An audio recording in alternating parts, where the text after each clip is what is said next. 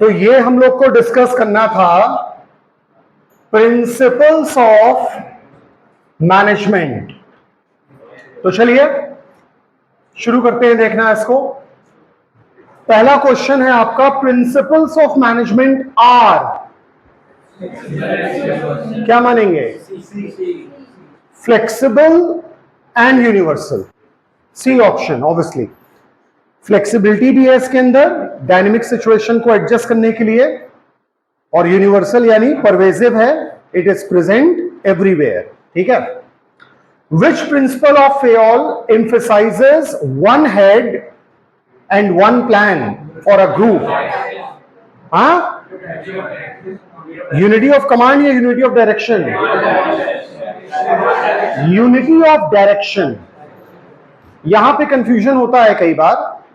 Unity of command का मतलब होता है वन सबऑर्डिनेट वन बॉस, यानी वन सबऑर्डिनेट वन सुपीरियर। ठीक है। अगर वो रहेगा तो यूनिटी ऑफ कमांड मानते हैं। और अगर एक गोल के अचीवमेंट के लिए सब लोग एक साथ काम करें तो that is unity of direction, यानी आप यूनाइटेड होकर के एक डायरेक्शन में मूव आगे कर रहे हैं अपने गोल अचीव करने के लिए।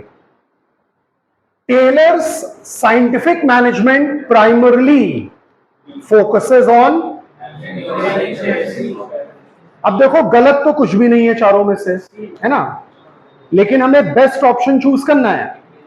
कई बार क्या होता है आपके सामने जो ऑप्शन दिए होंगे उनमें से कोई गलत नहीं होगा, तो ऐसे में आपको ये देखना पड़ेगा कि गलत तो कोई नहीं है, लेकिन सबसे बढ़िया क्या है? चारों सही है भाई, देखो चारों सही है। बेस्ट वाला चुनो, क्या है? B is the most appropriate as far as the Taylor is concerned. अगर फेयोल होता तब उसका जो एम्फेसिस होता है वो जनरली टॉप लेवल पे ज्यादा होता है। फेयोल का कॉन्सेप्ट टॉप लेवल पे ज्यादा आधारित है, मतलब ज्यादा बेस्ड है उसके ऊपर। लेकिन जो आपका ये टेलर साइंटिफिक मैनेजमेंट है तो ये ओवरऑल एफिशिएंसी बढ़ाने के बारे में ज्यादा बात करता है, तो हम बी ऑप्शन लें। Principle of division of work, specialisation इसको बढ़ाता है। Which technique of Taylor involves determining the standard time? Time study. Motion study क्या होता है ये आप जानते हो। कोई भी काम करते समय जो ब्रेक्स आप लेते हो, बार बार ब्रेकेजेस होते हैं काम के बीच में, उनको हम मोशन कहते हैं। ये मैं बता चुका हूं आपको, बाकी आप जानते हो। Authority and responsibility according to Fayol should be equal. Proper नाम होता है इसका parity between authority and responsibility. Parity का मतलब ही होता है बैलेंस्ड। ऐसा नहीं होना चाहिए कि किसी के पास अथॉरिटी ज्यादा है, रिस्पॉन्सिबिलिटी कम है, किसी के पास रिस्पॉन्सिबिलिटी है तो अथॉरिटी नहीं है, ऐसा नहीं, बैलेंस होना चाहिए। Which principle of Fayol suggest that there should be a place for everything and everything should be in its place? Order. Right man at the right place at the right time for the right kind of the job to be done. There has to be an order. Order होगा तभी काम सही से हो पाएगा। Taylor's mental revolution emphasizes change in management's attitude. आप mental revolution की बात करते हैं तो आपका एटीट्यूड कैसे बेहतर किया जाए इस पे बेस्ड होता है ये। Principle of scalar chain of command से डील करता है। इसका ऑपोजिट क्या होता है? Gang plan. कि कभी कोई इमरजेंसी सिचुएशन आ जाए तो एक जूनियर डायरेक्टली अपने सुपीरियर से बात कर सके अंडर एन इमरजेंसी, अदरवाइज एक चेन ऑफ कमांड हमें फॉलो करना चाहिए। Which principle of Fayol stresses on fairness and kindness? Equity. देखो एक बड़ी अजीब सी बात आपको बताऊं, अगर इक्विटी और इक्वालिटी 99% लोगों से आप पूछेंगे तो वो यही कहेंगे दोनों का मतलब सेम है। काफी हद तक सेम है लेकिन एग्जैक्टली सेम नहीं है। Equity is the way to bring about equality. आप इक्विटी मेंटेन करेंगे तो इक्वालिटी आएगी। आप सिर्फ इक्वालिटी करेंगे तो शायद इक्वालिटी के बजाय इनइक्वालिटी आ जाएगी। सर बात कुछ भी समझ में नहीं आई। ये क्या बात हुई कि हम इक्वालिटी मेंटेन करेंगे तो इनइक्वालिटी आ जाएगी? समझिए, अब एग्जाम्पल के तौर पे आप घरेलू एक एग्जाम्पल ले लेते हैं। भाई आप सब लोग खाना खाते हैं तो पूरी फैमिली खाना खाने बैठी। अब आपके घर में मान लो आपके दादाजी हैं, दादी हैं, पापा मम्मी, आप हो, आपकी छोटी सिस्टर है, छोटा भाई है, ठीक है। क्या इक्वालिटी अगर हम बात करें तो इक्वालिटी का मतलब तो ये हो गया कि मम्मा जब खाना आपको अगर मान लो सर्व कर रही हैं, सबकी प्लेट में एक बराबर खाना दे दें, ये इक्वालिटी मानी जाएगी। क्या वाकई में ये इक्वालिटी मेंटेन करेगा? नहीं करेगा। यहां पे इक्विटी मेंटेन करनी पड़ेगी। जिसकी जितनी रिक्वायरमेंट है उसके हिसाब से उतना खाना उसकी प्लेट में रखा जाएगा। भाई आपके फादर बड़े हैं, कहीं ना कहीं उनका एपेटाइट थोड़ा ज्यादा होगा, तो मान लो उनकी प्लेट में 4 रोटियां रखी गई हैं, आप 3 रोटी खा रहे हो। छोटा भाई है, छोटा है, 6-7 साल का है, 7-8 साल का है, 2 ही रोटी खा रहा है वो, तो उसकी प्लेट में हम 2 ही रोटी रखेंगे। ये करके हम इक्वालिटी मेंटेन कर रहे हैं कि जिसकी जितनी रिक्वायरमेंट उसके हिसाब से सबको एक बराबर दे देंगे तो इनइक्वालिटी हो जाएगी, क्योंकि जिसको ज्यादा चाहिए था उसको भी उतना ही मिला, जिसको कम चाहिए था उसको भी ज्यादा मिल गया, तो इनइक्वालिटी हो गई यहां। तो equity is more important than equality. You will maintain equity, it will bring about equality. ठीक है, इस बात का ध्यान रखिएगा। आगे बढ़ते हैं। Functional foremanship is a technique of obviously Taylor. Main objective of motion study पढ़ा था हम लोग ने अभी, एलिमिनेट अननेसेसरी मूवमेंट्स। काम के बीच में ब्रेक्स हम लोग लेते हैं कई बार, ब्रेक लेना जरूरी है लेकिन अननेसेसरी ब्रेक बहुत ज्यादा ना लिया जाए, उसे एलिमिनेट करने के लिए मोशंस को स्टडी किया जाता है कि how many times you are stopping in between while working. तो that is the work of motion study. Standardisation and simplification of work, इसका एम क्या है? Obviously reducing cost. Which principle of Fayol emphasizes that employee should be given a fair wage? Remuneration of employee। और fair wage का मतलब again equal veg नहीं है। Again आप equal veg देंगे तो इनइक्वालिटी हो जाएगी। कोई ज्यादा मेहनत कर रहा है, कोई कम मेहनत कर रहा है, सबको बराबर से वेज दे दिया तो ये इक्वालिटी नहीं हुई, इनइक्वालिटी हो गई। आपको इक्विटी मेंटेन करनी है यहां पे भी कि जो ज्यादा डिजर्विंग है उसको ज्यादा दीजिए, जो कम डिजर्विंग है उसको आप कम दीजिए, ये क्वालिटी होगी तब। यूनिटी ऑफ कमांड अभी अभी बताया था, 1 superior for 1 employ. Which principle of management suggests that employee should be given reasonable time to show result? Stability of tenure. Principle of initiative means taking the first step with self motivation. Initiate करना life में बहुत important होता है। हम में से बहुत सारे लोग फॉलोअर्स बन के जिंदगी बिताते हैं। हम लोग कभी भी पहला कदम खुद नहीं उठाना चाहते, हम चाहते हैं कि कोई शुरू कर दे, हम पीछे पीछे लग जाएं बस। ऐसा स्कूल लेवल पे बहुत बार आप देखो, जो बच्चे जब लेट आते हैं स्कूल में, लेट कमर्स आए हैं 5 लेट, आगे कौन चले ये आपस में ही पहले कंफ्यूजन रहता है। अब कोई उसमें से हिम्मत जुटा के आगे आता है, टीचर, क्लास टीचर जो खूब चिल्लाते हैं, डांटते हैं उसको, पीछे वाले एकदम रिलैक्स, एकदम कूल, हमसे थोड़ी ना बोला था उसको, आगे वाले को हमसे थोड़ी ना, है ना। तो इनिशिएट करना जरूरी होता है। आप इनिशिएट करते हो, you build up leadership qualities in you. आप इनिशिएट नहीं करते, सिर्फ पीछे पीछे चलते हो, you become a follower.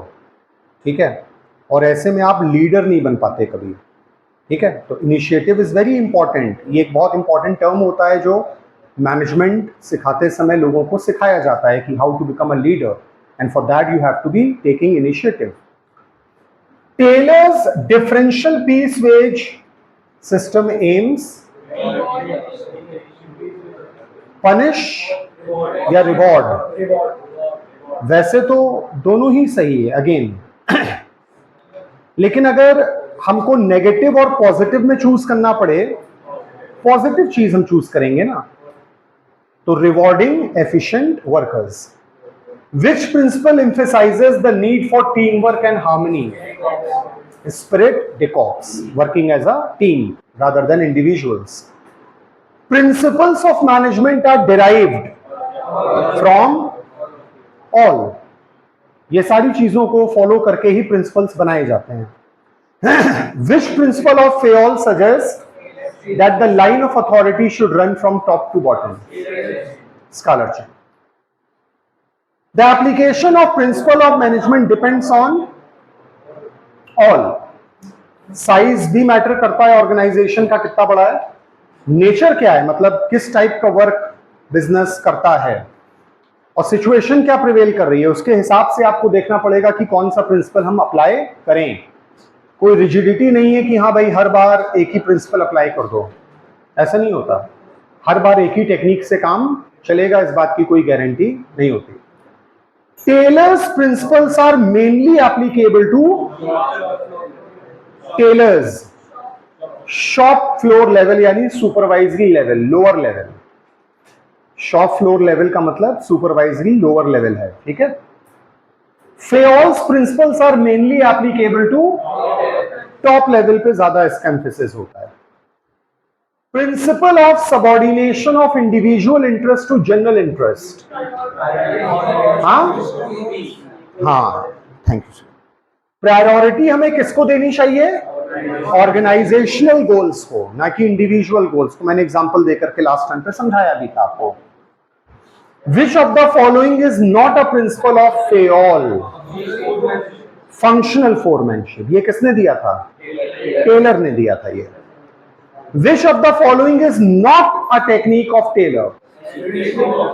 Spirit डिकॉप्स। ये किसने दिया था? फेयोल ने दिया था। Principles of management are significant because they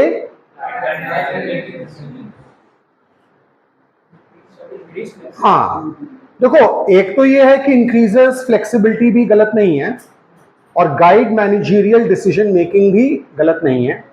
again हमको दो में से एक चूज करना है अब। हाँ, क्योंकि ये increases flexibility, this is more of a feature of principle of management, while guiding managerial decision making is more of significance of principles of management। समझिए इस बात को। फीचर होना और सिग्निफिकेंस होना काफी हद तक एक जैसी बात होती जरूर है, लेकिन कभी कभी हमें चूज करना पड़ता है दोनों में से। तो पहला वाला ये पॉइंट फीचर पे ज्यादा एम्फेसाइज कर रहा है, लेकिन ये वाला कि डिसीजन मेकिंग में ये हेल्प करता है, ये सिग्निफिकेंस को ज्यादा हाईलाइट कर रहा है। ठीक है, principle of discipline implies following rules, ignoring rules, following rules, क्योंकि बाकी से कोई मतलब नहीं है। फिर principle of centralisation and decentralisation suggest balance between centralised and decentralised. India के बारे में अगर हम लोग बात करें देश के तौर पे, तो इंडिया को अ यूनियन ऑफ स्टेट्स कहा जाता है। India has a federal structure of governance. Civics में पढ़ा होगा आपने शायद। India has a federal structure of governance, और फेडरल सिस्टम का मतलब होता है कि there will be a central government as well as the state governments at the state level as well. Having the state governments is a part of decentralization, and having a central government at the center is a part of centralization. लेकिन आप देखेंगे कि there is a balance between centralisation and decentralisation, है ना, overlapping नहीं होनी चाहिए.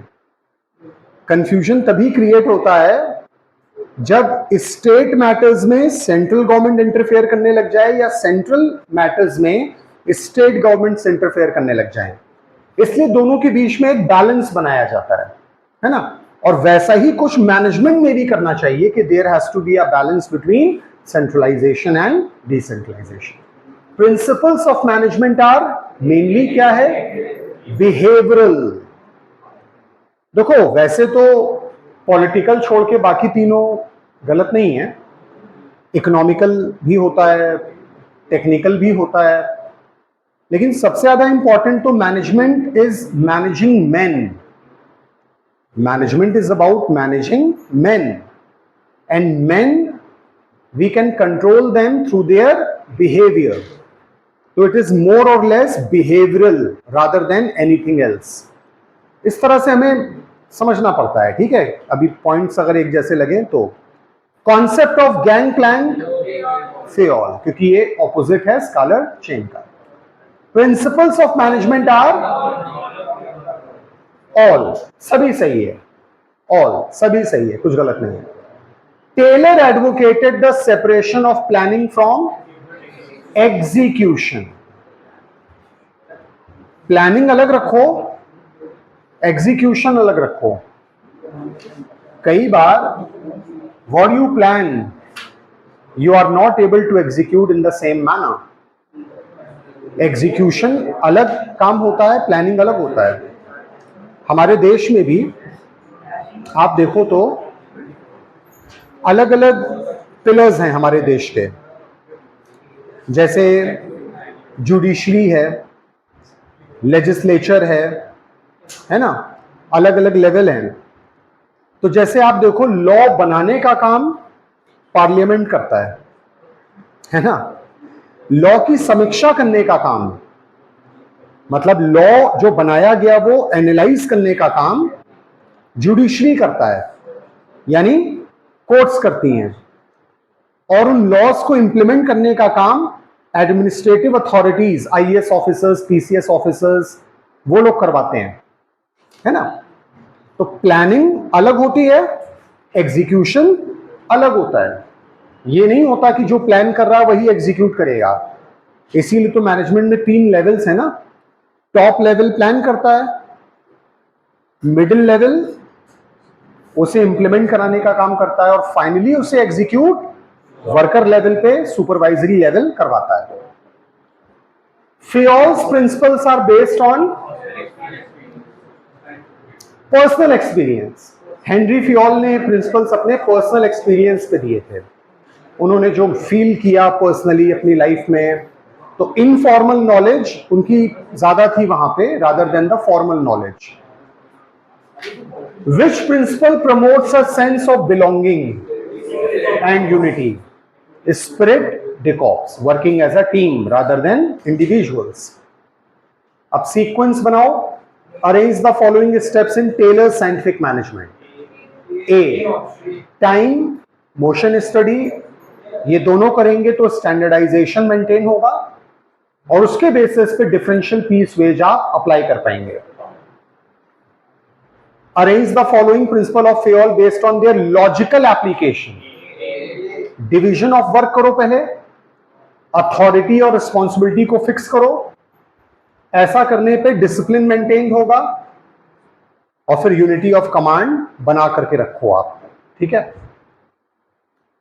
Arrange the following principle of Fayol in order they contribute to organizational efficiency. सबसे पहले ऑर्डर होना चाहिए. ऑर्डर होगा तभी इक्विटी मेंटेन करेंगे, और इक्विटी इक्वालिटी बता चुका हूं आपको. इक्विटी होगी तो हर कोई इनिशिएट करेगा, और इसकी वजह से टीम स्पिरिट डेवलप होगी.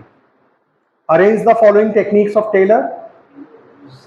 Functional foremanship, motion, time study, differential piece. Motion, time, functional, differential. Time study, हाँ सी वाला, टाइम स्टडी, मोशन स्टडी, इसके बेसिस पे फंक्शन को आप अलग अलग फॉर्मेट में डिवाइड कर दो और उसके हिसाब से डिफरेंशियल पीस वेज अप्लाई करो। अब ये ऐसे सीधा सीधा कंबाइन करके देखो, match the following. Unity of command, one superior per employee, equity, fairness and kindness, unity of direction, one head one plan, spirit, team spirit. फिर आइए time study, determine standard time, motion study, eliminate waste movements, functional foremanship, और भी है ना इसका, हाँ तो सही है ये, स्पेशलाइजेशन ऑफ सुपरवाइजर, और differential piece wage, reward the efficient workers. फिर आइए डिवीजन ऑफ वर्क, स्पेशलाइजेशन होगा इससे, equity, fair and just, initiative, self motivation, खुद से आप इनिशिएट करो, scalar chain, line of authority. Gang plank किसने दिया है? फेयोल ने दिया। मेंटल रिवोल्यूशन टेलर ने दिया। फंक्शनल फोरमैनशिप ये भी टेलर ने दिया। Bureaucracy weber, bureaucracy weber. Drucker is famous for MBO, Drucker is famous for MBO. MBO क्या होता है? Management by objective. एनपीओ नहीं बोला मैंने, नॉन प्रॉफिट ऑर्गेनाइजेशन, एमबीओ बोल रहा हूं, एमबीओ, ठीक है, मैनेजमेंट बाय ऑब्जेक्टिव, उसके लिए फेमस है ड्रकर, ठीक है। तो यहां पे ड्रकर का कोई रोल ही नहीं है, ठीक है। फिर आइए, principle of management are flexible not rigid, सही है। They are guidelines for action but do not provide ready-made solutions. Guidelines for action but do not provide ready-made solution. Ready-made solution नहीं देते ये कोई कि मतलब बस ये अप्लाई कर दो प्रॉब्लम सॉल्व हो गई, ऐसा नहीं है। सिचुएशन के हिसाब से you have to be flexible enough to apply where it is needed. तो ये एकदम सही है और सही तरीके से एक्सप्लेन भी कर रहा है। ए, टेलर साइंटिफिक मैनेजमेंट,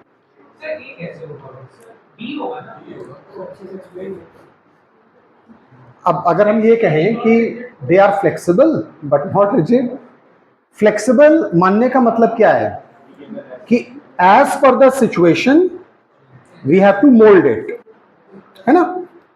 अब आप रीजन पढ़ो, they are the guidelines for action but do not, because it is saying they are the guidelines for action but do not provide ready-made solution. If it would have been providing the ready-made solution, we could have applied it without even thinking of it. We could have applied it on the situation as it is.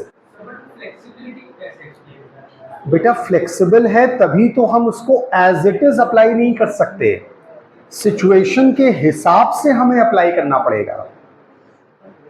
Flexible है इसीलिए तो हम उसको readymade बना करके apply नहीं कर सकते, उसे as per the situation we have to mould it to suit the situation.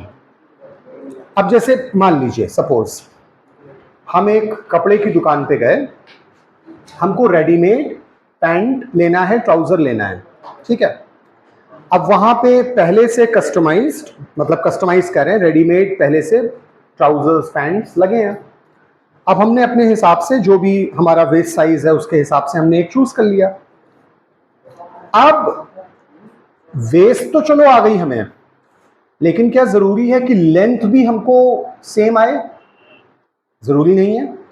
अब हम क्या करेंगे कि वो पैंट तो रेडीमेड है लेकिन वो हमें फ्लेक्सिबिलिटी देता है, लेकिन फ्लेक्सिबिलिटी का मतलब ये नहीं है कि हम उसको बस, कोई भी इंसान उस पैंट को ट्राई करेगा तो उसको एकदम फिट आएगा, हम क्या करेंगे, उसको पहनेंगे।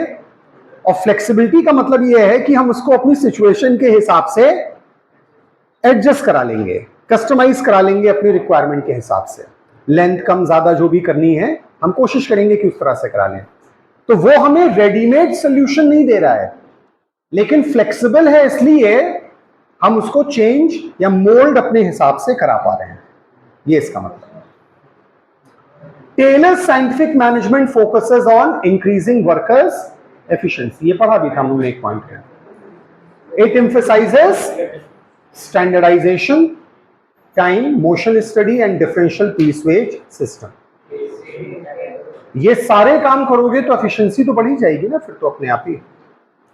अब केस स्टडी में बताओ, tech solution limited noticed that employees were receiving orders from multiple supervisors, leading to confusion and delays. The management decided to implement a policy where each employee reports to only one superior. क्या apply करने की कोशिश की जा रही है?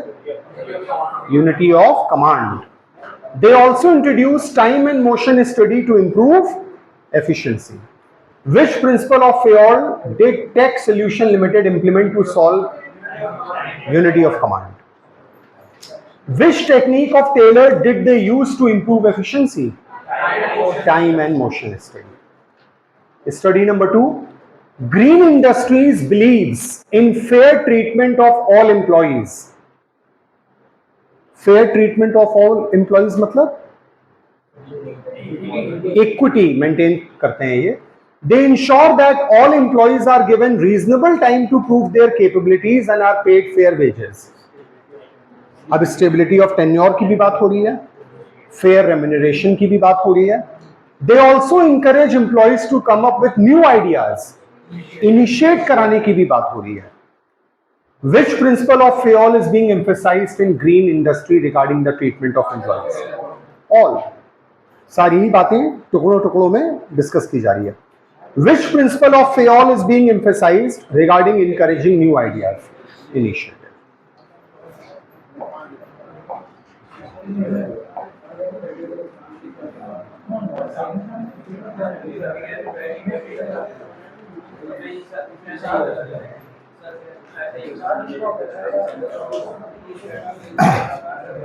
चलिए अब ध्यान दीजिए जरा, next topic, unit number 3rd. Now we have business environment. Business environment already आप जानते हो क्या होता है। It's the environment in which a business operates, and this environment can be positive, can be negative, it can be of anything. This environment consists internal factors, external factors, various kind of factors which do affect the environment in which a business operates.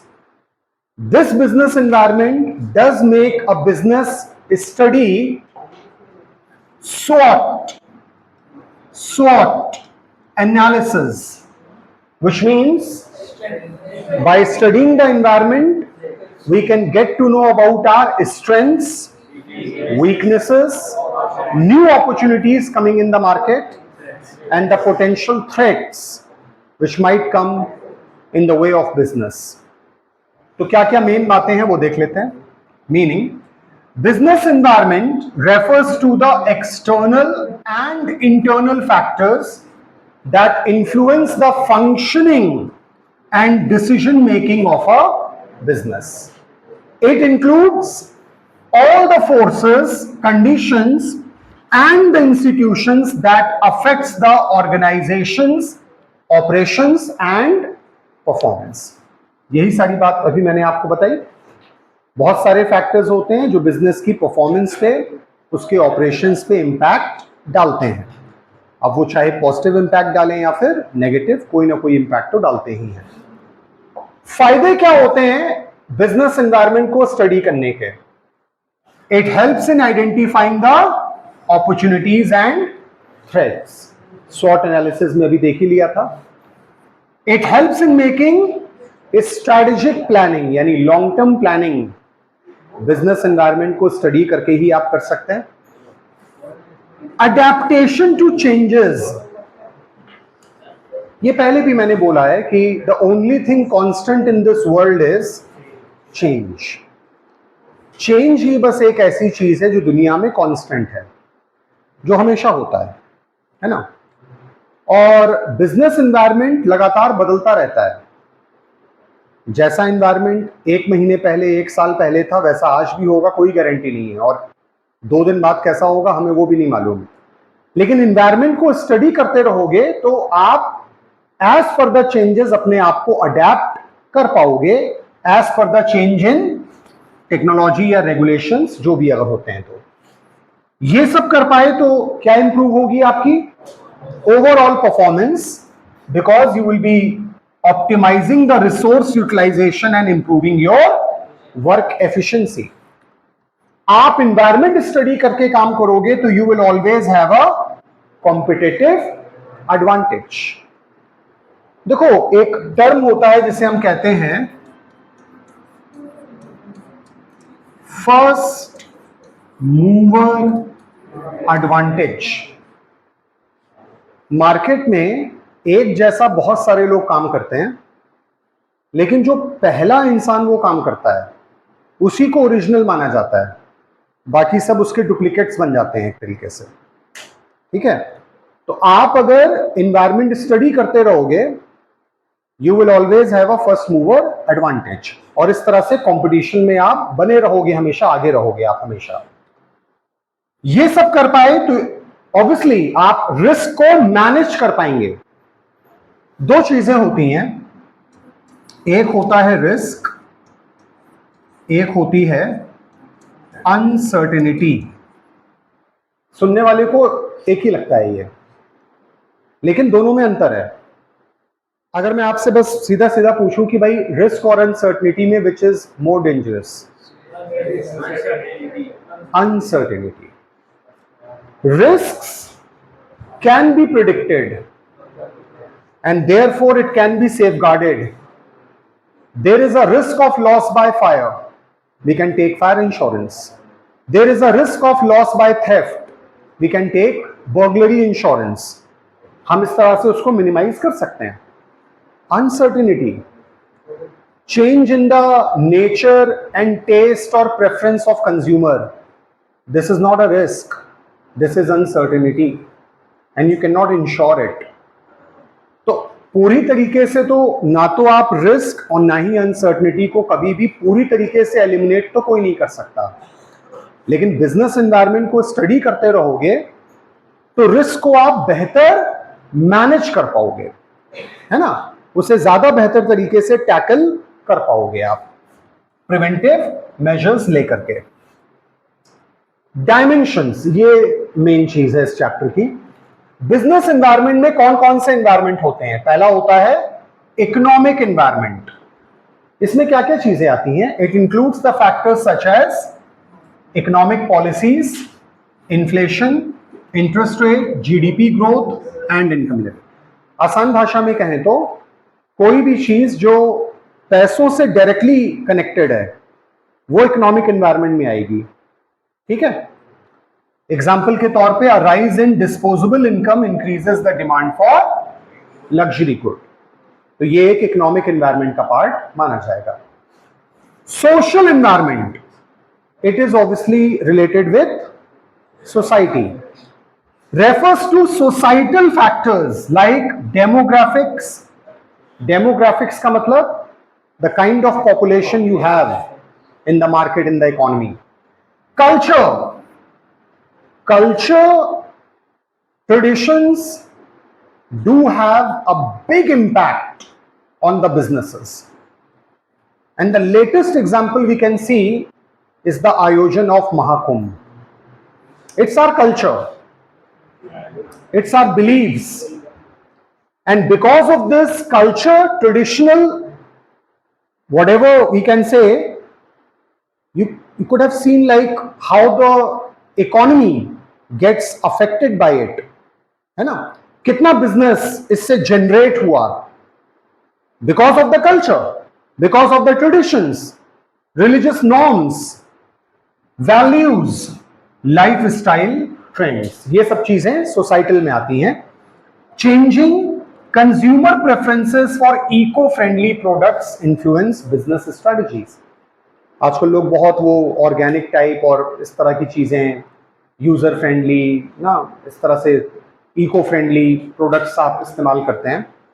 जैसे वो bags होते हैं तो वो polythene के बजाय biodegradable bags ना, जो अपने आप इन्वायरमेंट में मर्ज हो जाएं, है ना, डिसइंटीग्रेट हो जाएं एक तरीके से. तो ऐसी चीजें आजकल ज्यादा प्रमोटेड होती हैं.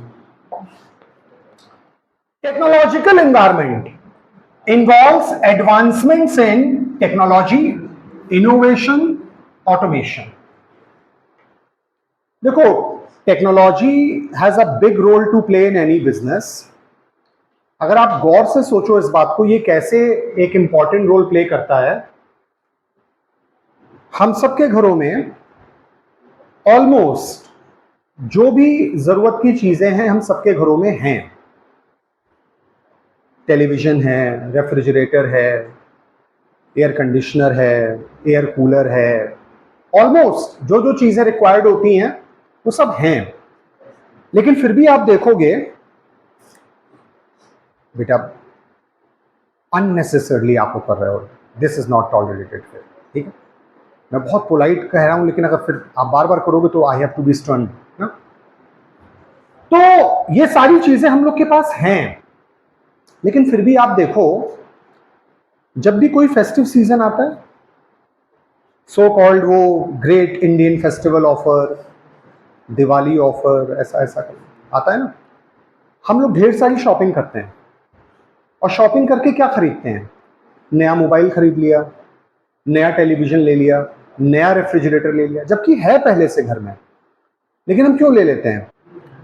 हमें लगता है कि यार ये नया वाला जो है ना, इसमें ये एडिशनल फीचर्स हैं जो पुराने वाले में नहीं है, तो अगर ये लेंगे तो ज्यादा बेहतर रहेगा हमारी लाइफ स्टाइल के लिए. तो ये क्या कंपनियां क्या कर रही हैं? हमारे ब्रेन से खेल रही हैं एक तरीके से. एयर कंडीशनर है, लेकिन उसमें एक नया फीचर जोड़ दिया कि भाई ये वाईफाई कनेक्टिविटी भी इसमें होगी, ब्लूटूथ कनेक्टिविटी भी इसमें होगी, आप मोबाइल से ऑपरेट कर सकते हैं अपने एयर कंडीशनर को, ऐसा कुछ फीचर आ गया. यार हमें कोई गेम थोड़ी ना खेलना है इसी पे, हमें उसको ऑन ऑफ ही तो करना है. वो तो हम नॉर्मल स्विच से भी कर सकते थे, लेकिन क्योंकि we got fascinated by it, तो हमें लगा नहीं यार नया वाला लेते हैं, ये बहुत बेहतर होगा, है ना. तो इस तरह से technology do affect the business, और हम लोग लगातार इस एक ट्रैप में फंसे रहते हैं, लगातार शॉपिंग करने के ट्रैप में, है ना. और शॉपिंग में एक और चीज होती है, we call it as FOMO. सब जानते हो, फियर ऑफ मिसिंग आउट. हमेशा हमें इस बात का डर लगता है कि यार इसके पहले कि ऑफर चला जाए, लेट्स परचेज इट, ये ऑफर फिर नहीं आएगा, अभी खरीद लेंगे तो सही है, पता नहीं फिर बाद में कभी आएगा भी कि नहीं आएगा ये ऑफर. ये भी एक प्रॉब्लम है. Adoption of artificial intelligence improve operational efficiency. AI का इस्तेमाल आप ऑलमोस्ट हर चीज में हो रहा है आजकल. तो कोई भी चीज के साथ आप एआई जोड़ दो तो आपको लगता है कि यार ये बहुत ही अपग्रेडेड हो गया, हम ले लेते हैं नया product. Political environment, obviously politics का तो एक बहुत बड़ा रोल बिजनेस पे होता है, और ये हमको मानना पड़ेगा. पॉलिटिकल एनवायरनमेंट एक बहुत बड़ा रोल प्ले करता है. The type of politics, governing जो गवर्नेंस होती है उस पर इसका एक इंपैक्ट देखने को मिलता है. includes government policies, political stability, regulations affecting the business.